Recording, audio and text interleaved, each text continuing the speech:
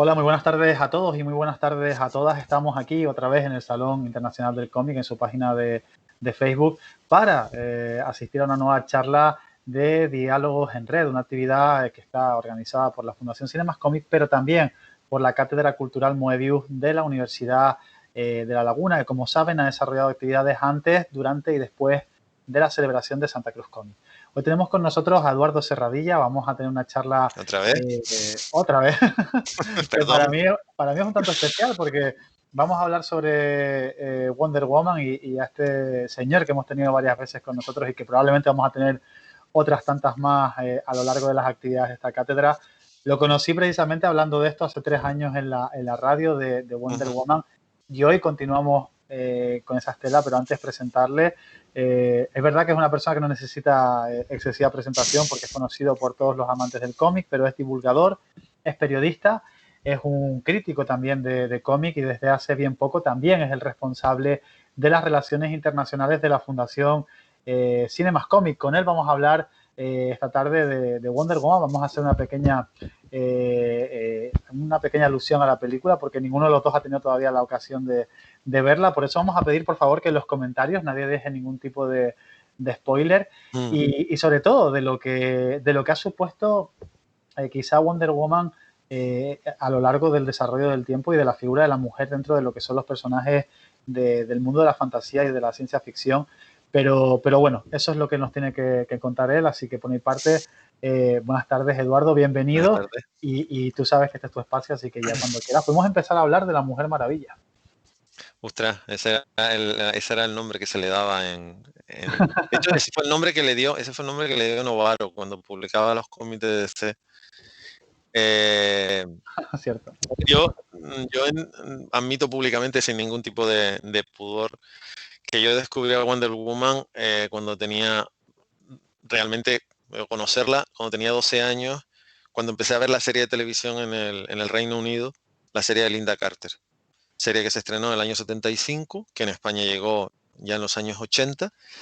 Y estando en Inglaterra precisamente fue cuando tuve acceso tanto a la serie de televisión, que la ponían 2 veces a la semana, como a los cómics. Uh -huh. Nos Y pasó a muchos también, Eduardo, eso, de que cuando éramos pequeñitos conocimos a Wonder Woman y también nos enamoramos de Wonder Woman a través de Linda Carter. sí, porque además él es... de los muchos papeles que tengo por ahí metidos, que, bueno, aquí hay, estos algunos de los ejemplos, pero vamos, hay bastantes más cosas por ahí detrás de Wonder Woman. En el primer tomo de la serie guionizada por Michael Straczynski hay un texto escrito por Linda Carter y dice cosas tan bonitas como que Wonder Woman es esa mujer que tiene 3 trabajos para darle de comer a sus hijos, esa hermana que siempre está ahí para escucharte, o esa amiga con la que sabes que puedes contar.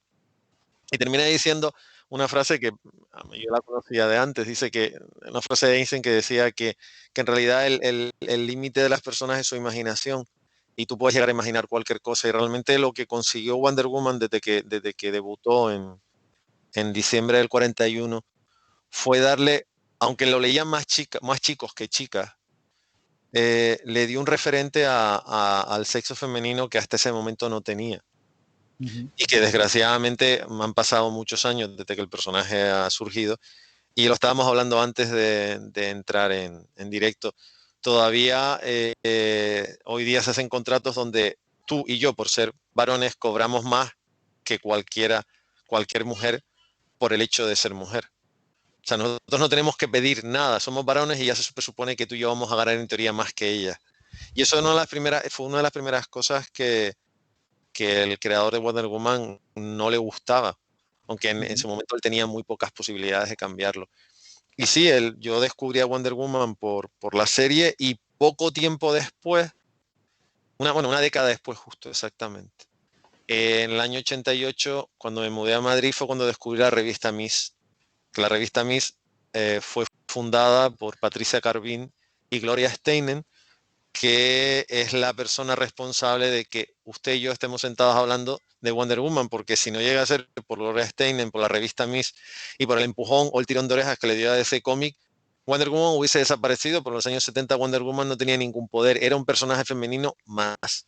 Era más una historia, un cómic romántico de los que hubo montones, sobre todo en los años 50, en la época más oscura de la industria, en la época de la Casa de Brujas, Sí. que un personaje, una amazona, hija de una princesa de Temisira, creada del barro, de la arena, creada por su madre Hipólita y por las lágrimas de Afrodita, que al final se va al mundo real a ayudar al ser humano. No sé muy bien a qué, pero bueno, vamos a dejarlo ahí. Eso es una cosa más larga de comentar. Eduardo, si te parece, empezamos por partes porque hemos tocado varios puntos Sí, un históricos montón de del cosas. desarrollo de Wonder Woman. Sí. Y bueno, hay personas que quizás no lo conocen, puede ser porque hayan, igual que tú y yo, accedimos a esta superheroína a través de Linda Carter, muchos otros lo han hecho a través de las películas más modernas que se han ido saliendo ahora, ¿no? La primera película de Wonder Woman, si no me equivoco, está ambientada en la Primera Guerra Mundial.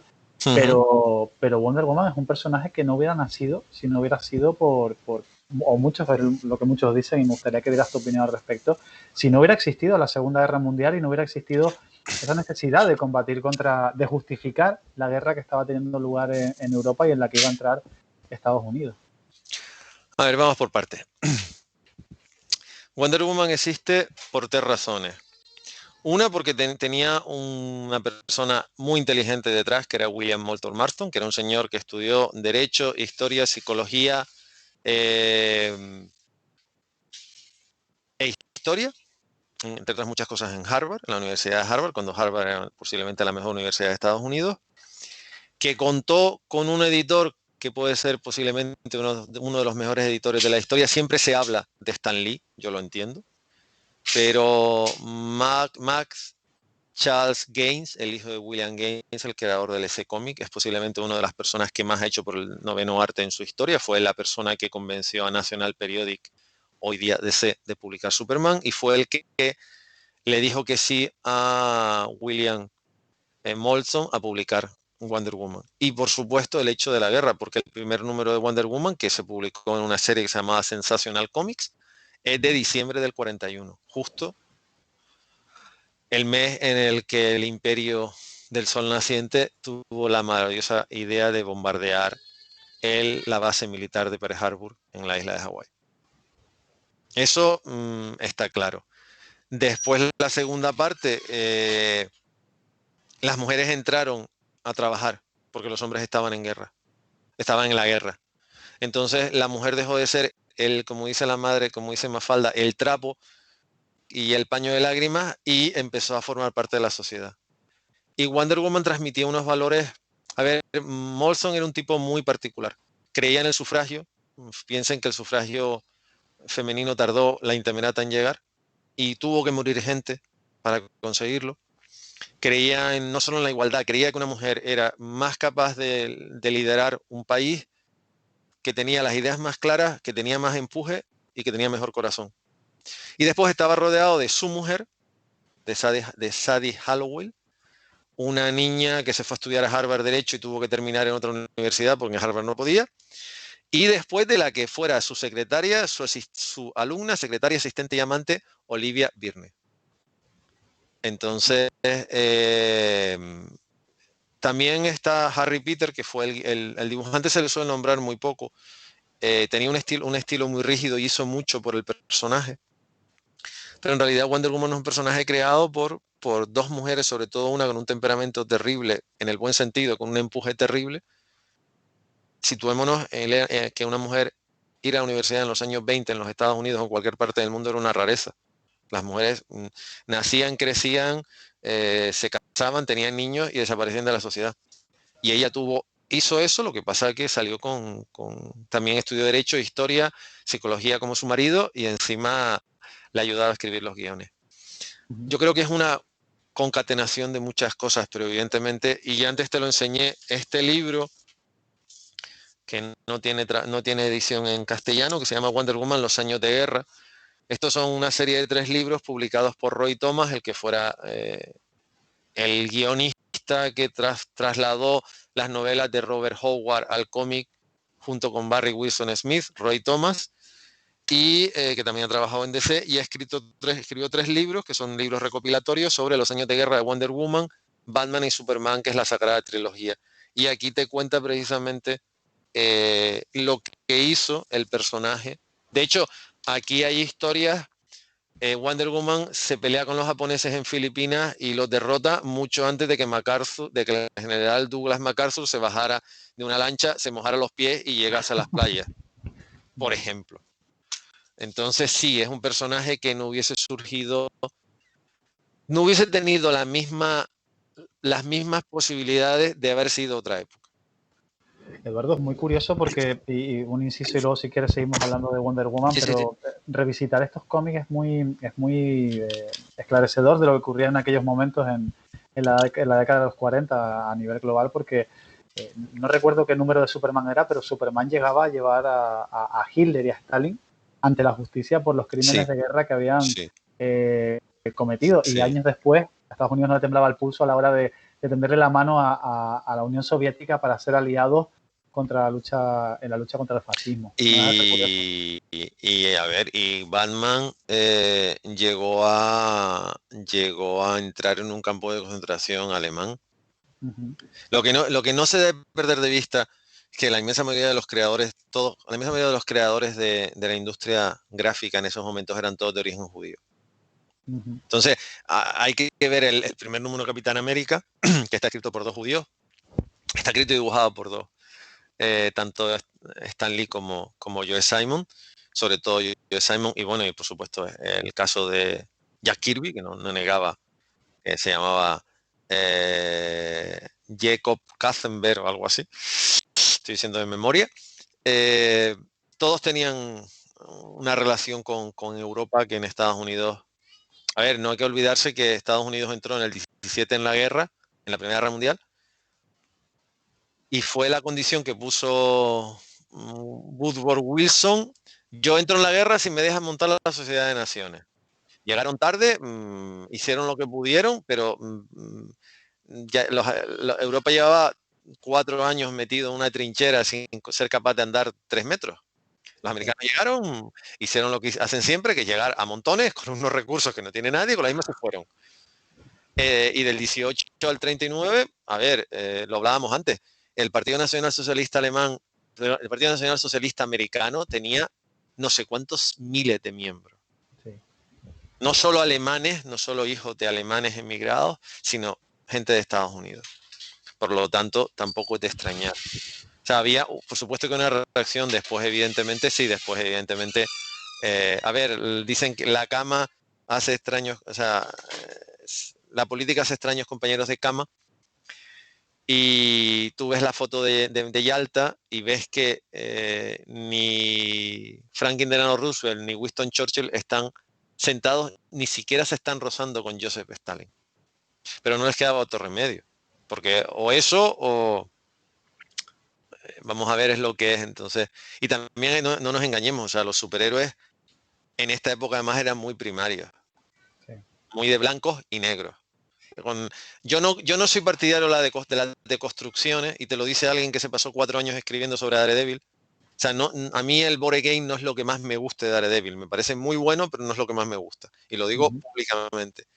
En ese momento el concepto de construcción no existía. Ahora sí, ahora hay ejemplos de Wonder Woman, por ejemplo, de Jill Thompson, hizo una cosa estupenda, que en cierta manera de construir el personaje, pero en ese momento eran muy primarios, blancos y negros. Entonces ellos eran los buenos y los otros eran los malos. ¿Ya está? De formas no deja de ser curioso porque muchas veces lo que se cuenta cuando se habla de la propaganda estadounidense que se hizo sobre todo a través de los cómics, era el fuerte componente racista que tenía, especialmente con la guerra del Pacífico, porque con la guerra europea, pues bueno, al final Estados Unidos no deja de sentirse próximo a Europa por determinadas razones, pero la guerra del Pacífico, de hecho, siempre se ha señalado que fue más criminal por la demonización, lo han catalogado así algunos investigadores, que se hizo del enemigo en este caso, ¿no? Pintándolo con rasgos que no eran, ni siquiera que eran humanos, sino que, de hecho, lo leí hace poquito y no sé si es cierto, pero ese mote de que a los japoneses se les llama los amarillos viene de que se les pintaba de color amarillo en los cómics. Cuando realmente ellos, oye, probablemente sean más morenos que yo, quiero decir que hay otro tipo de tonalidades de piel. pero que hay un montón de componentes racistas que se supone que era lo que iban a combatir los estadounidenses, y A no ver, deja de ser paradójico. el tema es que los japoneses, o sea, el imperio japonés y el ejército japonés, antes de realmente de atacar Pearl Harbor, llevaba una década haciendo barbaridades, Ujú. porque llevaba una década haciendo barbaridades. Y Que se lo cuentan a los chinos, sobre todo, que no pueden exactamente, yo ni ver a estaba los pensando ahora japoneses. mismo, estaba pensando en Manchuria. Bueno, O sea, lo Manchuria que fue, hizo sí, Japón sí. en Manchuria, y siempre se habla de la Gestapo, de la CSS, de la Gestapo, de la SA antes de que fuera purgada, pero es que la policía secreta del imperio japonés era terrorífica. Era terrorífica. Lo que pasa es que nunca se ha hablado porque, entre otras muchas cosas, esas son cosas que el Japón ha tratado de guardarse porque no se Ujú. siente muy orgulloso. Entonces, a ver, no nos engañemos. Eh, yo exactamente no sé, pero me parece que para el primer día que intentaron capturar Iwo Jima, se quedaron en una playa pequeñita. No sé si fueron 15.000 soldados norteamericanos. O sea, y Iwo Jima es un pedazo de la nada en medio de la nada. Ujú. O sea, es un peñasco en medio de ninguna parte. Es como la película Russell Crowe, la que está ambientada en la Primera Guerra Mundial, justo en donde se desarrolló Galípoli, cuando un coronel del ejército británico le dice a un soldado que está enfadado con un general turco, le dice, mira, el primer día del desembarco de Galípoli, nosotros perdimos 4.000 hombres, ellos perdieron 20.000. Entonces, yo no puedo ser partidario de la burrada, de lo que significa la guerra nuclear, de lo que significa la guerra atómica, pero tengo claro que si hubiese querido invadir Japón, prefiero no pensar lo que hubiera pasado. Porque Ya. digamos, el nivel de fanatismo que desarrollaba esa gente era muy superior a lo que un cómic podía hacer. De todas maneras, es lo que hablábamos antes, Lucas. O sea, los cómics, y además, no nos engañemos, es que en ese momento las editoriales que había, o sea, Marvel no existía. Existía Timely Comic, que publicaba Namor, la Antorcha Humana original, no la Antorcha Humana de los Cuatro Fantásticos, pero All Star Comic, Allied Comic o National Periodic, que era lo que es DC, no eran editoriales precisamente liberales, eran No. bastante conservadoras. Ujú. Y encima el cómic era la segunda parte, porque en ese momento lo que pintaba, los primeros cómics no eran cómics, eran recopilaciones de tiras de prensa que los hizo precisamente Max Game. Y el formato de tira de prensa era como, Dios mío, ese es el gran formato. El cómic es nada, eso no merece la pena. Por eso, en la película que estábamos hablando antes de empezar, la del profesor Marston y Wonder Woman, se Sí. ve algo que, a mí me dolió muchísimo, que es un momento en el que los niños están recogiendo cómics para quemarlos, porque es la época de los años 50, donde se fomentaba la quema de cómics, y están quemando el primer número de Wonder Woman, que debe costar, siendo generoso, $750.000 hoy día. O sea, el cómic era un entretenimiento menor, y aparte la propia industria de la literatura no lo toleró. O sea, trató de acabar con él. Contra los periódicos no te podías meter. Ujú. Mejor ejemplo es cómo te ibas a meter con William Randolph Hearst o Orson Welles en Ciudadano Kane, da igual a quien prefieras, pero con los cómics sí. Entonces ¿De acuerdo? todavía el Sí, valor sí. de Wonder Woman es mayor por sobrevivir en un medio, porque Wonder Woman tuvo solamente un año de tira de prensa. Que en este libro está, de hecho, una de las cosas buenas que tiene este libro es que tiene tiras de prensa de Wonder Woman que son dificilísimas de ver. DC ha publicado un tomo, o sea, IDW publicó un tomo, pero es muy difícil de conseguir. El hecho de que Eduardo, sobreviviera en un ambiente tan hostil. no Perdón. tenemos, la verdad es que no tenemos comisión con ellos ni ningún tipo de, por desgracia, no le llevamos ningún tipo de parte de la venta, pero puedes volver a enseñar el libro para saber cuál es, porque yo creo que las personas Sí, que nos sí, están sí, sí, sí. escuchando seguramente les resulta interesante, pues hay que se ha incorporado a la charla a última hora y saber de qué consiste este libro, básicamente. Sí. A ver, se ve. Perfectamente, sí, sí, sí, sí, A sí. ver, son 3 libros y bueno, tienes una introducción teórica, o sea, una introducción teórica de Roy Thomas, que está muy bien, y después en gran formato, que es lo que el libro es una delicia. Mira, este es el número 1 de Wonder Woman, Ajá. el primer número. que esta monada pues cuesta eso, unos 750, 800 mil dólares. Como curiosidad te contaré algo por aquello de números uno. Hay una película que la gente no la fue a ver, que a mí me parece una película muy buena, que es la película del contable, la película de Ben Affleck, que él es un contable, un niño autista, que es un genio con los números, que en su caravana saca un Action Comic número uno. Ese Action Comic no es un mito, ese Action Comic es real, es suyo.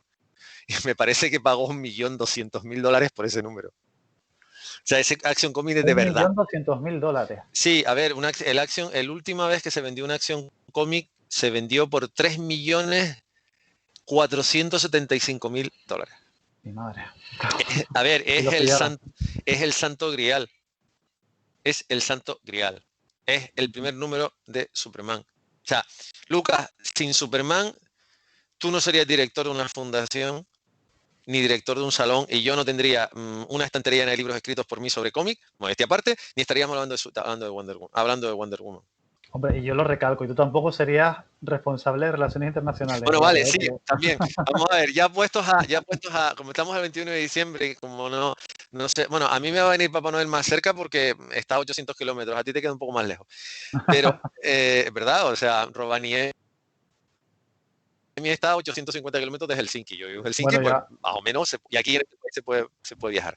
Y tú sabes, Eduardo, que Pero ahora en realidad, con las restricciones en Tenerife, no sé, de hecho, si le van a dejar entrar en casa. Así que sí, eso yo lo estaba estamos pensando, temiéndolo. digo, que lo de Tenerife es lo que es. Pero bueno, aquí todavía llegará. Superman fue el cómic que le demostró a la industria que la gente podía comprar cómics. Antes se vendían, sí, pero no como se... A ver, es que detrás de Superman vinieron todos. O sea, es que esa es la realidad. Pero bueno, dejando esa historia, es muy triste ver en la película del profesor. También la recomiendo, si alguien, es una película que ha pasado muy desconocida, el profesor Marston y Wonder Woman. Es muy triste ver a la gente quemando cómic, porque además se olvidan de algo que fue muy triste, que es lo que hizo el Partido Nacional Socialista Alemán y lo que hizo el Partido Nacional Católico en nuestro país de quemar libros y cómics públicamente. Bueno, Y eso, me hizo gracia que llamaras al Partido Nacional Católico. Yo no sé si llegó a tener denominación como partido, ¿no? A pesar de que se autodenominaba Nacional Catolicista. a ver, Pero... digamos que, vamos a ver, como partido no había como tal, pero bueno, el régimen nacional católico y el Partido Nacional Socialista Obrero Alemán, que eso es lo que No, significa. no, pero me hizo gracia no porque hubiera error en el concepto, sino porque es que era tan caótico el planteamiento que hubo Sí, en España, ¿verdad? el Que planteamiento era muy caótico, pero después del al golpe de final Estado, todos que llegaron a la no... misma conclusión. O sea, uno ganó unas elecciones, no fue el partido más votado, o sea, no tuvo mayoría, pero ganó las elecciones el 32. Eduardo, creo que te perdemos un poco. No sé A quemar si... una guerra. Antes de Ahora sí terminar te la guerra ya escuchamos. se estaban purgando. Y en realidad, y en Estados Unidos, no contentos con aprender de lo que habían hecho los demás mal, hicieron exactamente lo mismo. Y uno de los personajes más castigados fue Wonder Woman. Uno de los más perseguidos, entonces, ¿tú crees por estos Sí, movimientos sí. quizá más prohibitivos, ¿no? Con determinadas libertades y con determinado acceso a contenidos que no consideraban que comulgase con la doctrina principal? ¿Fue uno A entonces de ver, los más perseguidos Wonder Woman? yo no quiero entrar en consideraciones religiosas, ideológicas y religiosas porque yo respeto la ideología y las creencias de cualquier persona siempre y cuando no me las intente imponer a mí. Pero en la película de la que estamos hablando, Oliver Platt, que hace de Max Kane, cuando William Marston dice, ¿por qué son así? Le dice, son así porque son católicos. Porque de hecho los que más pusieron en solfa al personaje fueron asociaciones de padres católicos.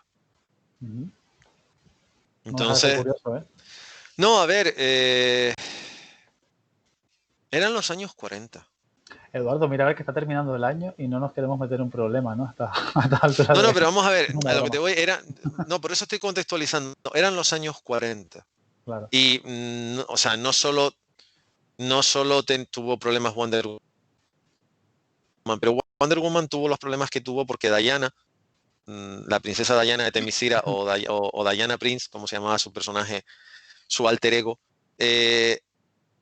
no estaba dispuesta a asumir el rol que tenía, el rol que se le asignaba a una mujer en aquella época.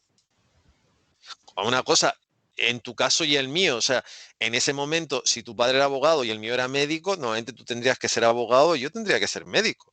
O sea, no voy a decir que solamente ellas estuvieran condicionadas. O sea, en una familia de abogados, tú acababas teniendo que ser abogado normalmente, y una familia de médicos, a ver, a mí me hubiese encantado estudiar lo que estudió mi padre, pero yo soy de letras. Por mucho que quiera, las matemáticas y yo no nos llevábamos bien. Pero es que mucha gente tuvo que pasar por el calvario real de estudiar lo que no era, porque también el rol estaba asignado. O sea, no solo te voy a decir que era un rol ideológico o de creencia religiosa, no, era un rol asignado por la sociedad. Y Wonder Woman, eso es una cosa que comentó Gal Gadot cuando asumió el personaje, que ella, no nos engañemos, ella es una niña de un país donde existe una igualdad muy, muy real. Tú cuando llegas a una edad tienes que ir al ejército, da igual que seas hombre o seas mujer. O sea, el ejército es igualitario para los dos sexos. Ella es entrenadora de combate cuerpo a cuerpo. O sea, no estamos hablando de cualquier tontería. Se lo han criticado mucho, pero en realidad yo será que he estado en Israel, he conocido a gente hebrea y evidentemente es como funciona el país, te guste o no te guste. Y yo imagino que si yo fuera hebreo, pues también hubiese ido a hacer mis 2 años de servicio militar obligatorio. O sea, es así de simple. Pero ella dijo que una de las cosas que le gustaba de Wonder Woman, y también lo dice el actor Spain, es que es una persona decidida, con coraje, con las ideas claras, pero no por eso deja de perder su esencia como mujer. Y yo creo que esa es la mayor virtud que tiene el personaje. Yo creo que esas son las razones por las cuales eh, todas aquellas personas que han estado relacionadas con el personaje se han sentido siempre muy... Y yo creo que además Wonder Woman tiene un mensaje muy positivo para los chicos, para los varones. O sea, ¿Por qué? porque les enseña que tú puedes estar al lado de una mujer, primero, no te tiene por qué dar miedo, y segundo, tú puedes... A ver, a mí es que en el siglo XXI estemos hablando de que un varón tenga que exigirle a alguien que le pague menos porque le está pagando más que a una mujer, a mí me parece absolutamente demencial. Es demencial, sin duda. Pero hay una cosa que es muy curiosa, que hemos pasado de puntillas por ello, Eduardo, y es que esta película, la que estábamos hablando, que se basa un poco en la vida del profesor Marston, Sí, por entrar en detalle, ¿no? Nos habla de la vida, si no me equivoco, del creador de Wonder Woman, sí. ¿verdad? Es una película donde vemos dicen que, bueno, sus herederos, sus hijos, dicen que no mostraba del todo la realidad de lo que era la relación, esa relación abierta, ¿no? Que tenía él con esas dos mujeres que habían sido importantes en su vida. Y esa relación homosexual que existía entre ellas, esa supuesta relación homosexual que existía entre ellas, eh, es un momento, o sea, por lo menos un planteamiento, un modelo de un estilo de vida muy adelantado a su tiempo, y quizás Sí. eso también es lo que ha hecho que Wonder Woman sea, como tú señalas, un personaje adelantado a sus años. A ver, yo te lo decía antes de empezar, William Moulton Marston escribió las primeras líneas del movimiento Me Too hace 80 años. O sea, él, su mujer y su amante. Eso, y después por el camino pasó mucha gente y llegamos al año 72, donde Gloria Steinem se empeña en sacar la revista, y lo digo porque la pena es que no se pueda ver, pero la tengo delante. La revista Miss, y por ende el que Wonder Woman recuperara sus poderes y volviera a ser el personaje que era. Hay otra mujer que tuvo mucho que ver, que es yo es que ahora mismo tengo una foto. Yo me puse en contacto hace 3 años con la familia de Katharine Graham, Uh-huh. la que fuera directora del Washington Post cuando su marido falleció, la persona responsable de publicar los papeles del Pentágono y 2 años después de darle la patada a un presidente que nunca debió ser, o sea, Richard Nixon, por publicar el caso del Watergate. Y tengo una foto donde se ve a Katharine Graham riéndose, que es una cosa bastante extraña, y a Ben Bradley, que es posiblemente el mejor redactor en jefe de la historia del periodismo, a pesar de que cometió sus errores, saliendo del Tribunal Supremo cuando el Tribunal Supremo les autorizó a publicar los papeles del Pentágono. Vaya. Vamos a ver, vamos a ver, Bradley como cualquier persona que haya estudiado periodismo, defiende lo que es la libertad de prensa. O sea, que es la primera enmienda de la Constitución de los Estados Unidos. Y esa sentencia permitía publicar los papeles del Pentágono a él, a ellos y al resto de los periódicos que querían. Y fue Katharine Graham quien le dio a Gloria Steinem en el año 72 $20,000 para poder hacer frente a los gastos del primer número de la revista Miss. Con lo que en realidad, a ver, hablamos de un personaje, una amazona creada por una princesa, creada por una diosa en una isla paradisíaca como Misira, pero es que en realidad siempre ha habido mujeres maravillas y en realidad Gloria Steinem y Katharine Graham, cada una en su momento, de hecho son contemporáneas, Katharine Graham es mayor que Gloria Steinem, pero bueno, las dos en su momento fueron capaces de demostrar a las mujeres de lo que eran capaces. O sea, yo le recomiendo a las personas que les gusta el tema que se lean todo lo que puedan de Gloria Steinem, que hay mucho en internet y ha escrito libros muy chulos, y que se lean la biografía de Katharine Graham, porque todo el mundo le decía a Katharine Graham que lo que tenía que hacer una vez que se murió su marido es quedarse en casita haciendo calceta. Y ella dijo, no, yo me voy a dirigir el periódico, porque además lo divertido de la historia es que el periódico era de su familia. Lo que pasa es que ella se casó y entonces le dieron en la dirección al marido, porque ella era la mujer y cuando se murió el marido dice, mira, perdona, este periódico es de mi familia, yo tengo todo el derecho del mundo a dirigirlo. Estamos hablando de la persona que le dijo a Woodward y a Bernstein, sigan adelante, y se enfrentó a un presidente. Todo el mundo habla de Donald Trump. Vale, muy bien. Les recomiendo también que se lean la biografía, que conste que hizo cosas, o sea, Richard Nixon era un político, Donald Trump es un empresario, hay una sensible diferencia. Pero Richard Nixon era una persona muy peligrosa, muy, muy peligrosa. Y tenía gente mucho más peligrosa detrás de él. Pues Katharine Graham se enfrentó con Nixon durante prácticamente toda su etapa. Y le ganó. O sea, consiguió, y no nos engañemos, Woodward era republicano. Bernstein no, Bernstein era demócrata hasta donde fuera, pero Bob Woodward votó por Nixon y ayudó a echarlo, pero lo ayudó a echar porque un periódico chiquitito, porque el Washington, el gran periódico, todo el mundo se imagina, no es el Times, acabó con un presidente de los Estados Unidos, lo que nunca había pasado. Y en realidad, sin ella, la revista Miss nunca se hubiese publicado. Gloria Steinem se empeñó no solo en sacar la portada, escribir un artículo que está en internet, está muy bien escrito, por cierto, si alguien lo quiere conseguir se lo puedo incluso mandar, sino ella publicó un tomo recopilatorio que anda por ahí metido en una caja que me costó un montón encontrar, no por precio, sino por encontrar la época, donde se recopilaban muchas de las historias que están en este tomo. Y eso en cierta manera fue ella quería reivindicar los textos originales de William Moulton Marston, y a partir de ahí fue cuando el año 73 entró una editora en DC que fue la que le pegó el empujón a Wonder Woman, recuperó sus poderes y Wonder Woman volvió a ser la princesa de Themyscira. Antes acabó siendo eso un personaje de novela de aventuras amorosas, no una princesa guerrera. Perdón por el speech, pero es que en realidad hay que entender, o sea, del personaje surge en el 41, pasa la guerra, empieza el declive, llega a los 50, que es una época nefasta, en los 60 el personaje estaba dando saltitos, que sí, que no sé qué, que no sé cuánto, y al final es en los 70 cuando dos mujeres, una indirectamente, porque yo no sé hasta qué punto se implicó Katharine Graham en la revista misma, más allá de apoyar a Gloria Steinem, pero Gloria Steinem siempre ha defendido al personaje. Y de hecho Gal Gadot y Patty Jenkins, que es la directora de la película, de las dos películas, siempre han dicho que ellas tienen, sobre todo Patty Jenkins, que ella tiene como lectora de cómic una deuda con Gloria Steinem porque fue la que le dijo al mundo, señores, además Gloria Steinem hizo lo mismo que hizo William Moulton Marston. Hay un artículo que se puede conseguir, textualmente te leo, que es muy simpático. ¿Por qué 100 millones de americanos leen cómic? Que está publicado por la Universidad de Harvard, es muy divertido.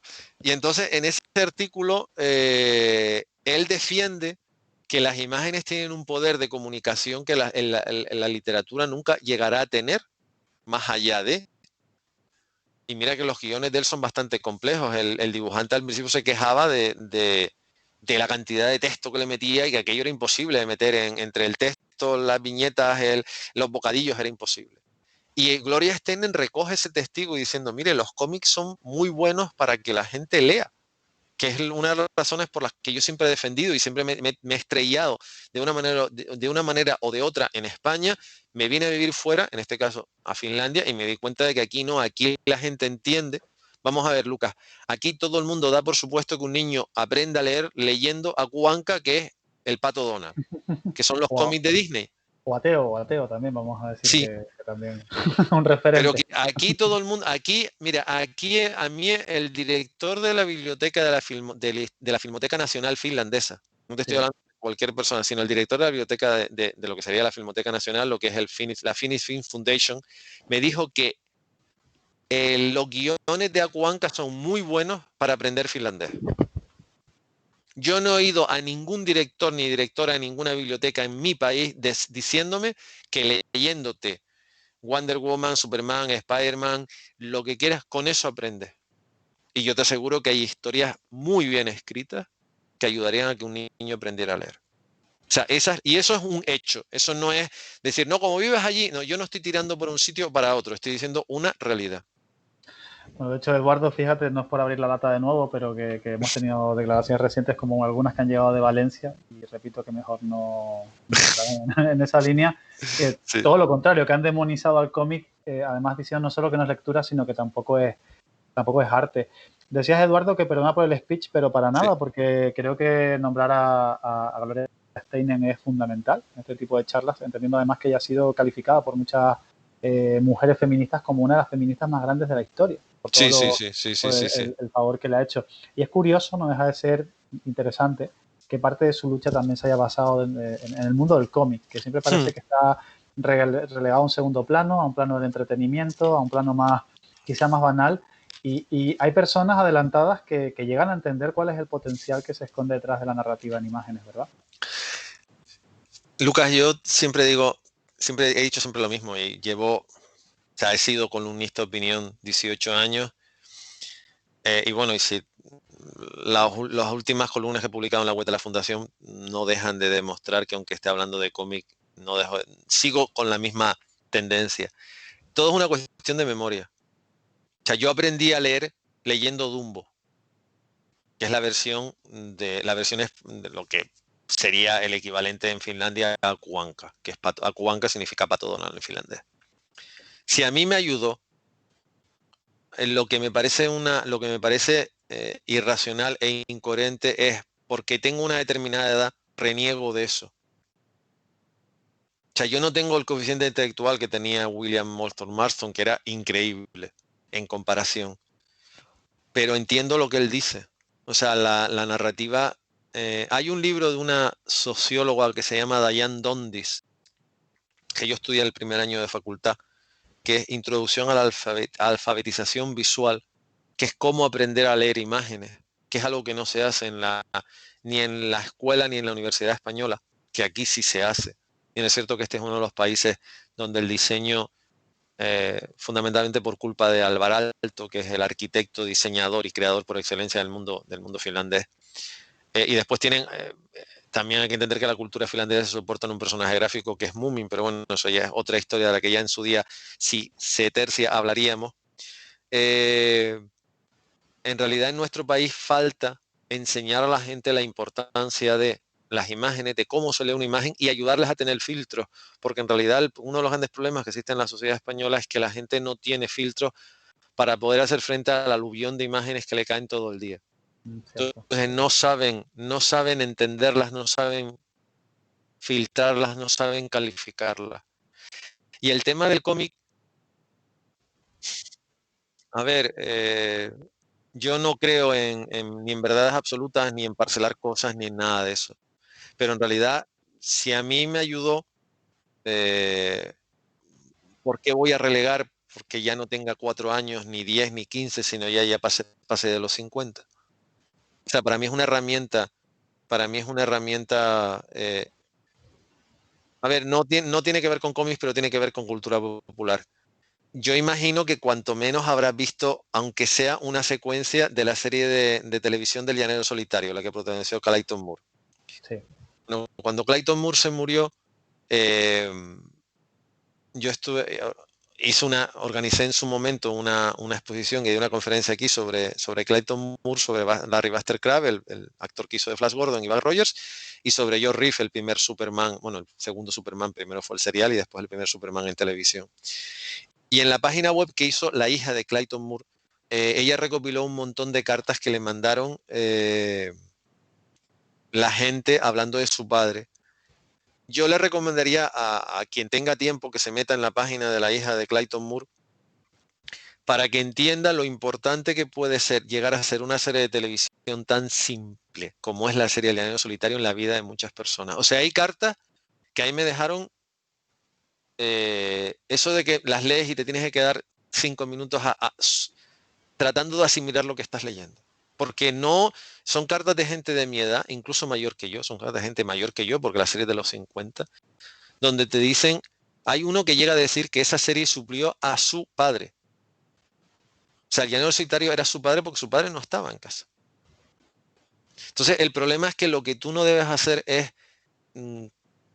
quitar cosas porque tú entiendes que eso no te toca en ese momento o porque no lo entiendes.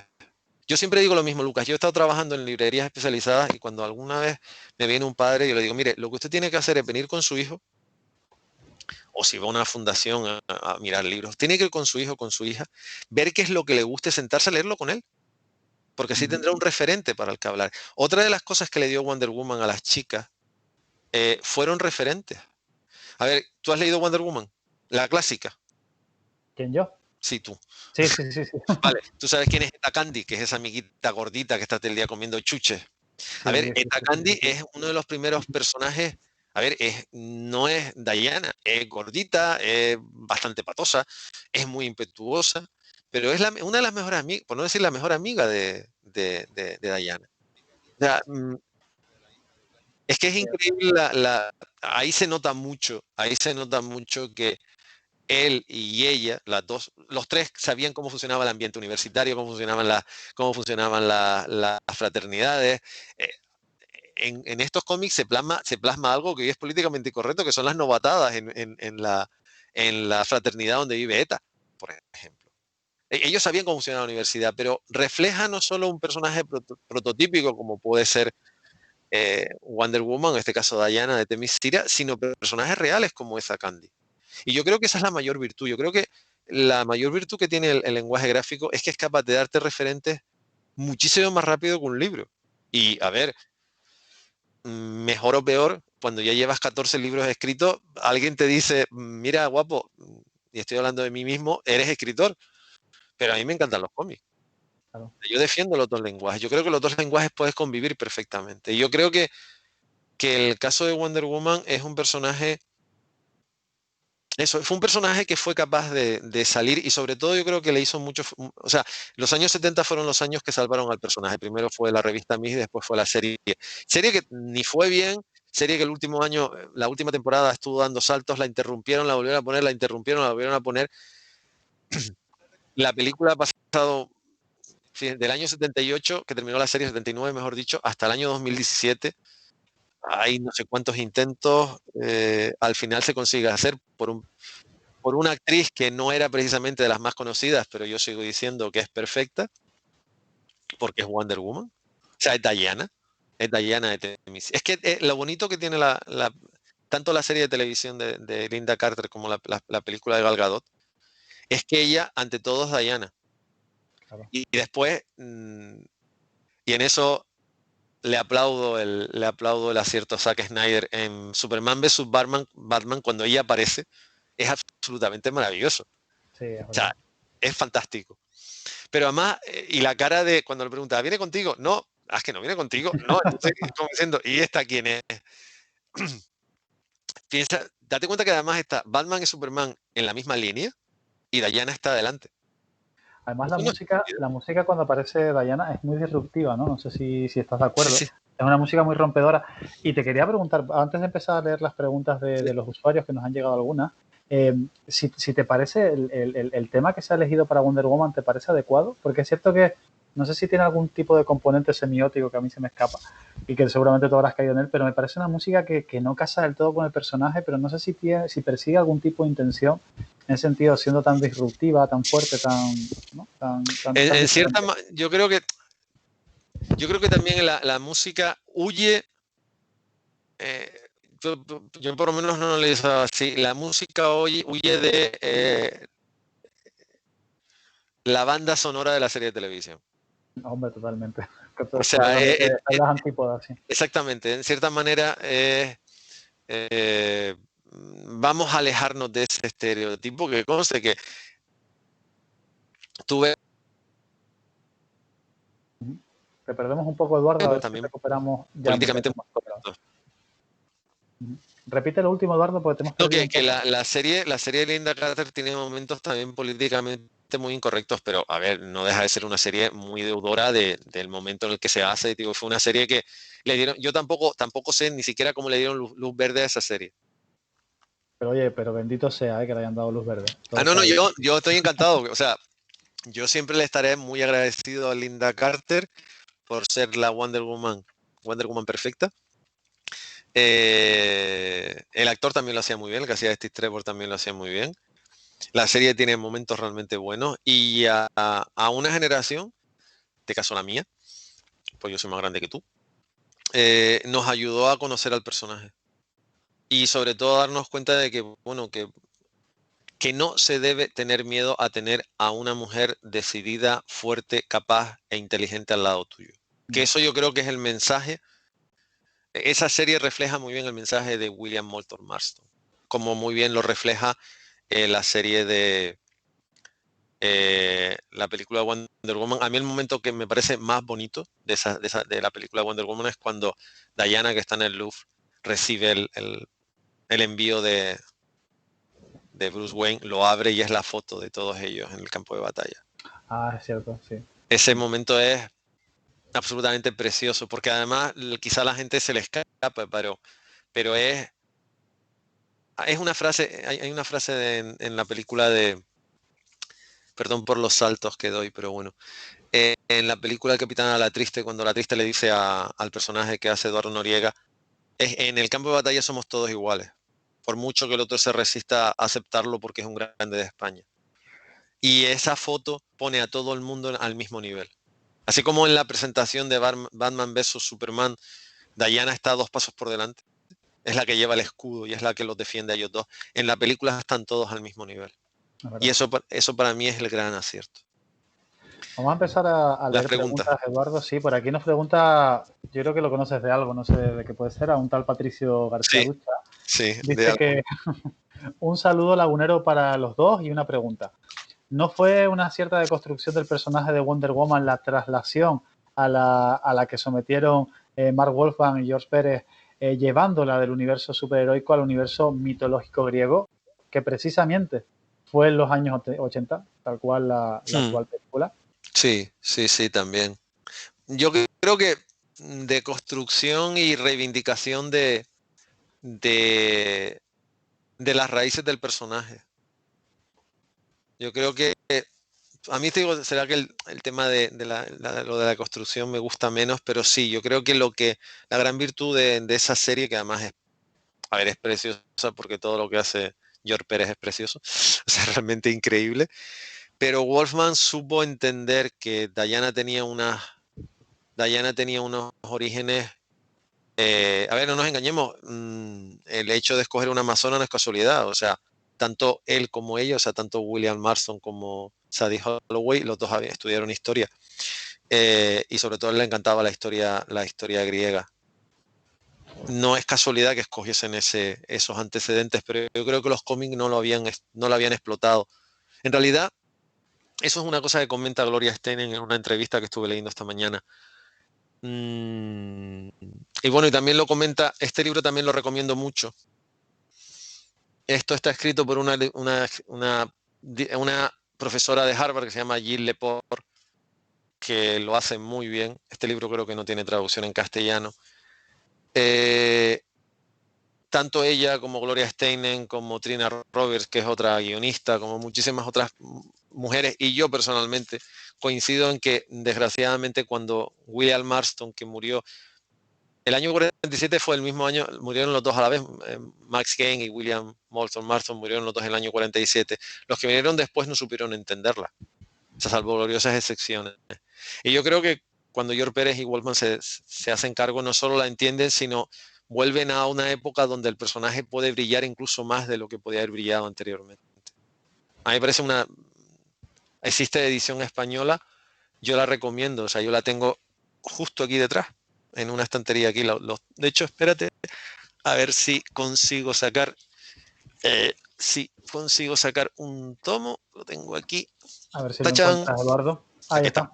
está. Este es uno de los tomos. Bueno, está de la edición antigua que esta portada es absolutamente preciosa. O sea, es muy, muy recomendable, es muy bonito, o sea, estéticamente es una preciosidad, pero es que los guiones están muy, pero que muy bien. Solamente con ver estas 2 páginas ya dices, bueno, esto me lo tengo que leer.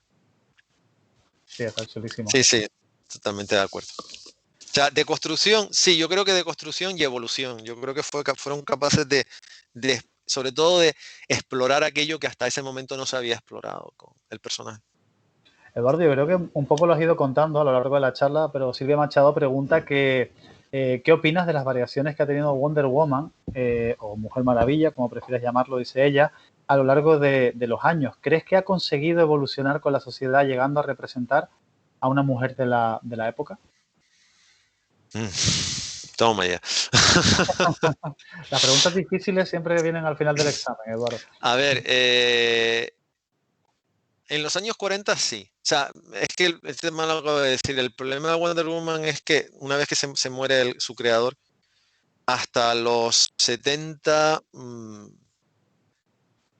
no, porque el personaje tuvo los bajones que tuvo. Sí. Una vez que hay una editora en los 80, el personaje recupera bastante ritmo. En la época esta, por supuesto que sí. Y evidentemente depende mucho de quién se haya hecho cargo. Lo que pasa es que en las últimas 2 décadas ha tenido gente muy competente a su cargo. Entonces yo creo que sí refleja. Lo que pasa que es lo que tú comentabas al principio. El problema es que si tú analizas las bases del personaje, y yo lo he hecho, entre otras muchas cosas, porque uno de los últimos trabajos que hice para la editorial, para Dolmen Editorial, que es con quien yo empecé mi carrera como escritor, fue sobre Wonder Woman, que además cogí de esquema un cómic que se llama Wonder Woman for President, que es en realidad el leitmotiv de la revista Ms. número 1, que se publicó en el año 72, que era el año en el que Richard Nixon entraba en la carrera por la reelección por otros 4 años más, que era el eslogan de la campaña, 4 more years, 4 años más en la presidencia. El tema es que hoy todavía muchos de los planteamientos de William Marston no se han cumplido en la sociedad. Yo no creo que sea tanto por el problema de que el personaje no haya sido capaz de representar a una mujer contemporánea, sino por lo que hablábamos antes. Mientras un actor o un profesional tenga que ir a decirle a quien le está pagando, mira, ¿me explicas por qué a mí me pagas más y a ella le pagas menos? Sí. O sea, ese es el gran problema. El problema es que, a ver, una expresión artística llega hasta donde llega, pero es la propia sociedad, y lo estamos viviendo ahora con la pandemia. El virus no es culpable de muchas cosas. El virus lo único que ha hecho ha sido levantar la alfombra y decir, señores, esto estaba debajo de la alfombra. Entonces yo creo que sobre todo en las últimas décadas sí, porque Wonder Woman es la antesala del movimiento Me Too, que se empezó a escribir en los años 70 por Gloria Steinem, por Patricia Carvin, por Jane Fonda, por quien firmó la sentencia de Roe contra Wade, que es la sentencia que permitía el derecho al aborto en los Estados Unidos en el año 73, algo que era impensable. Todo lo que vino después.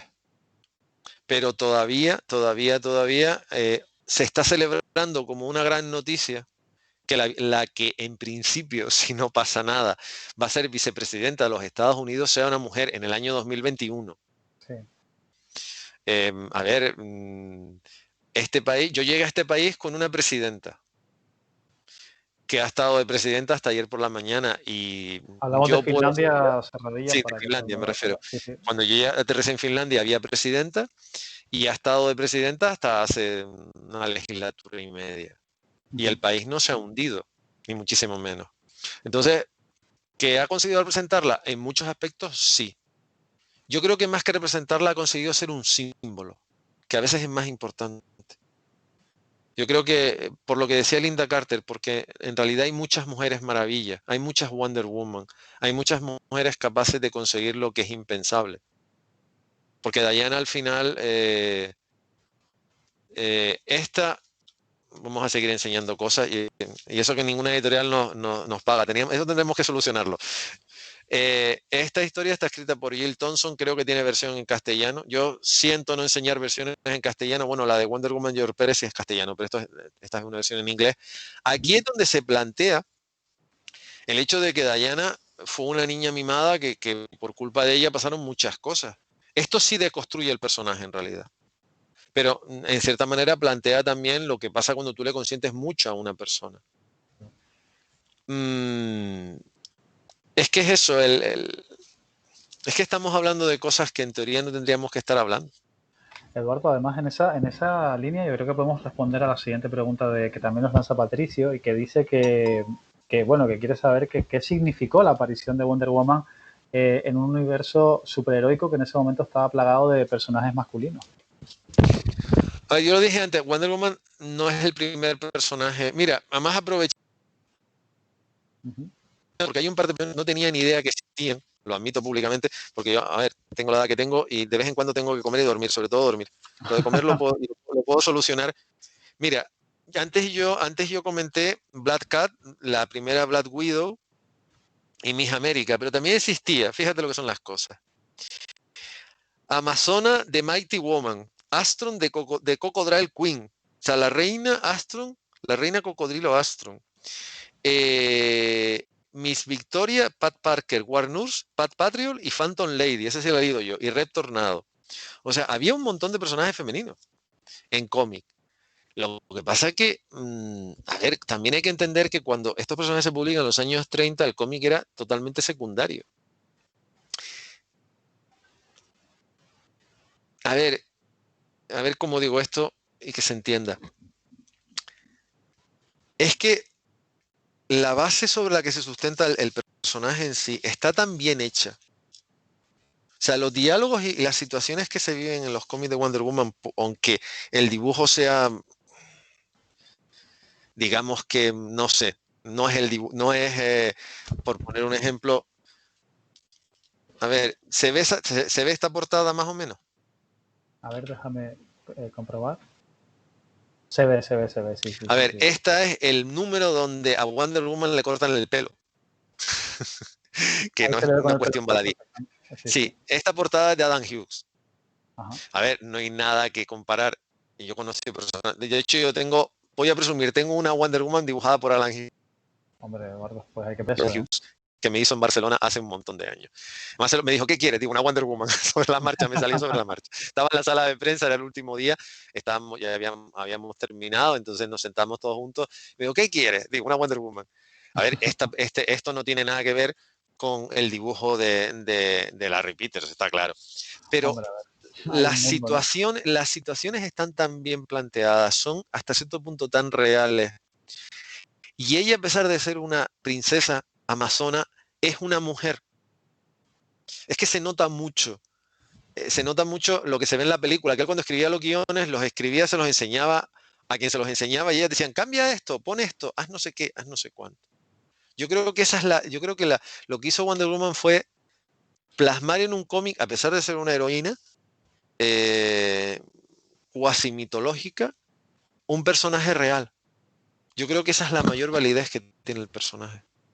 Si lo Sí. comparas con los otros que te lees un Phantom Lady estaba muy bien, era un personaje, esa típica villana, no es que villana, heroína con toques en cierta manera bastante oscuros, pero te lees el Miss América y es lo que es, o sea, no es una crítica, es que son muy deudoras de la época. Wonder Woman no era nada que se hubiera visto antes. Y de hecho sigue siendo algo.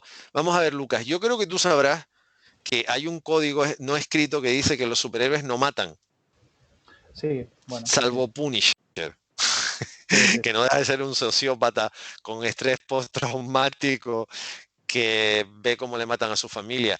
Tú sabes que Wonder Woman mata a un degenerado como Max Lowe en este cómic. Uh-huh. O sea, siempre exactamente, Max Lord.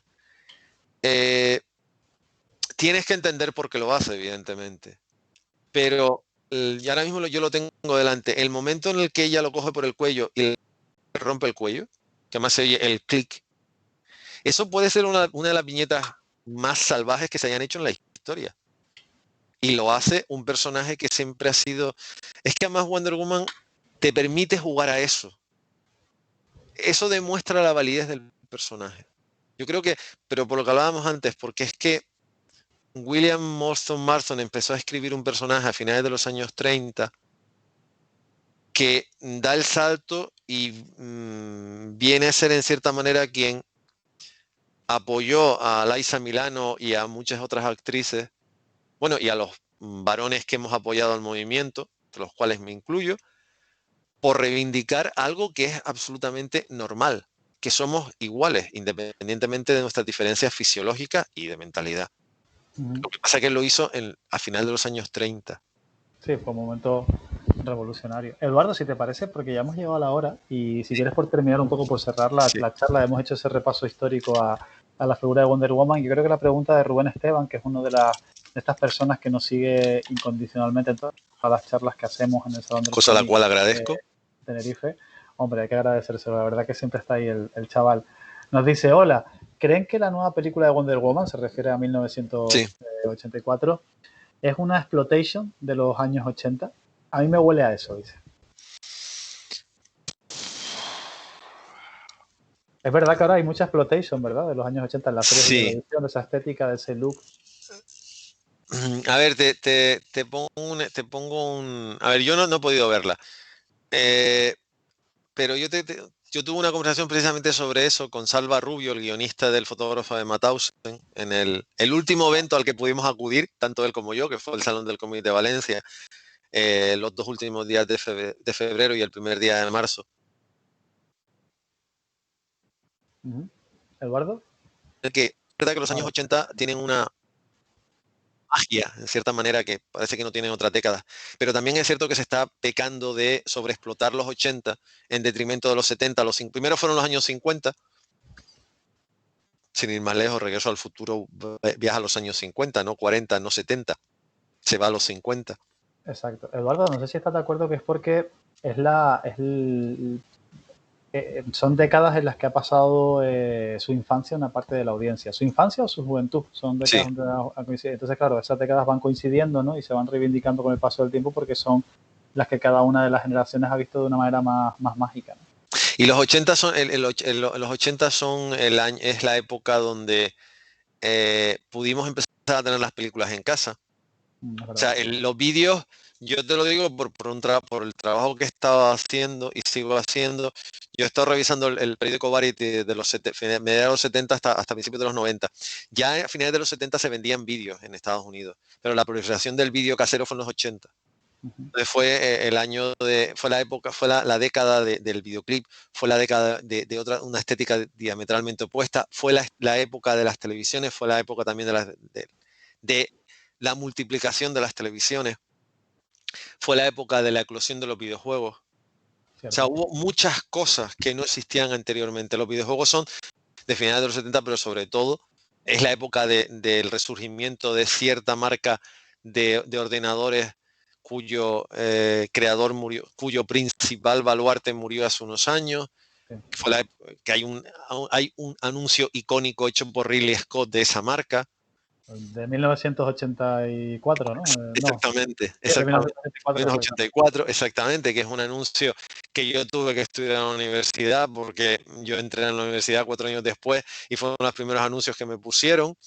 Pero te Es la digo una época... cosa, Eduardo, perdona el inciso, yo lo utilizo a día de hoy en mis clases para hablar de marketing y de comercialización. Pues me Hmm. parece que es un anuncio increíble.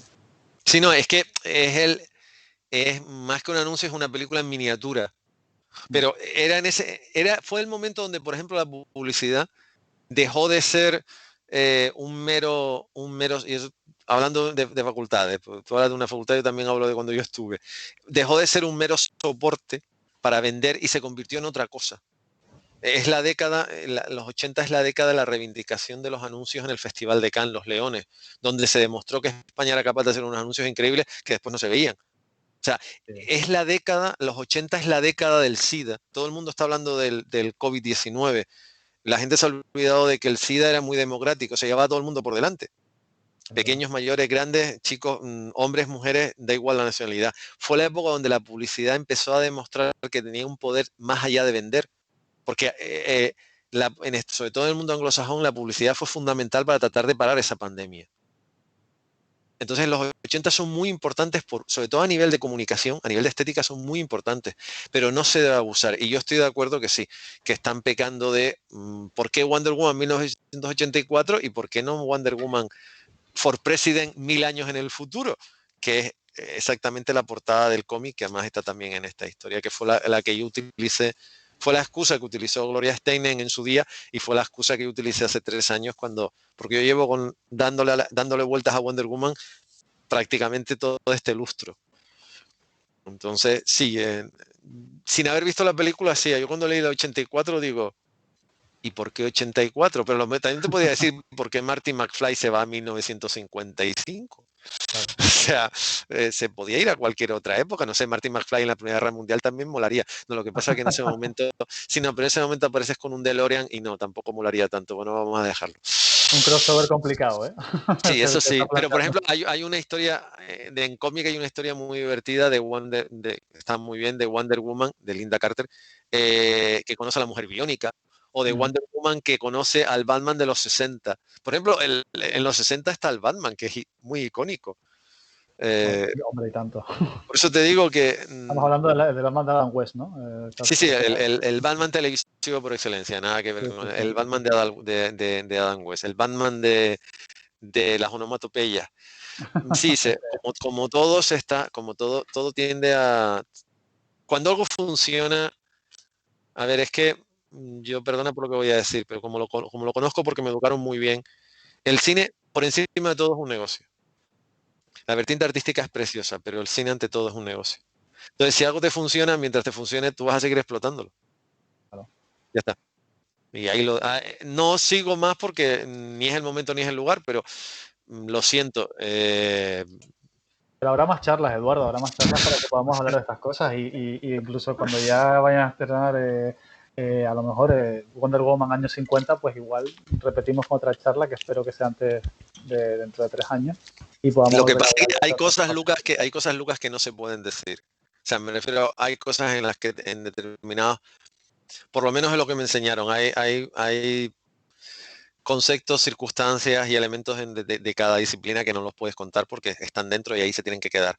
Pero yo siempre digo lo mismo, cuando leo algo sobre una película, siempre digo lo mismo.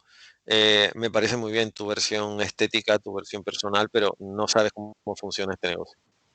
Ya está. Y yo estuve 25 años en una empresa de distribución y exhibición, por lo tanto sé de lo que estoy hablando. Me enseñaron muy bien. Cuando tienes a una docena de personas enseñándote, y yo, hombre, no soy el más inteligente de la clase, pero te aseguro que hubo cosas que las entendí. Vuelvo, repito, no he visto la película y estoy de acuerdo, a mí el 84 me sobra. Pero, a ver, al final, Igualmente, mira, Eduardo, vamos a intentar disfrutarla y no, no, como hemos disfrutado de esta charla y me ha encantado. Muchísimas gracias de verdad por dedicarnos este rato y me gustaría, oye, pues que de alguna manera pues le pongas en pocas palabras el broche final a este encuentro.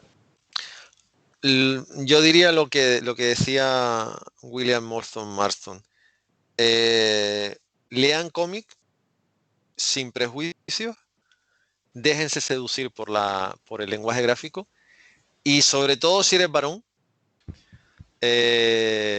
también si eres hembra también, pero en este caso, si eres un varón, si eres un niño, léete los cómics de Wonder Woman porque aprenderás muchas cosas, no del sexo femenino, sino de tu forma de pensar. Qué bueno, interesante Sí. reflexión. Yo voy a añadir que lean a Eduardo Serradilla, que está escribiendo todas las semanas columnas de opinión sobre cómics que son tan interesantes como esta charla en la web de la Fundación Cine Más Cómic, y al que querría agradecerle, pues Eduardo, pues este reencuentro a la sombra de Wonder Woman 3 años después Sí, 3 de años habernos después, sí. conocido, también gracias a este personaje de detective cómics. Eduardo, muchísimas gracias por estar con nosotros, un abrazo muy fuerte y que tengas Muchísimas gracias. feliz Navidad y feliz Año Igualmente, Nuevo. y por favor, sobre todo ustedes que están allí, porque aquí la situación es bastante más llevadera, cuídense mucho. O como Un abrazo. decían en una serie que seguro que tuviste y yo también, tengan cuidado ahí fuera, Exacto. que queda bastante mejor. Un abrazo, amigo. Cuídate mucho. Igualmente, buenas noches. Chao.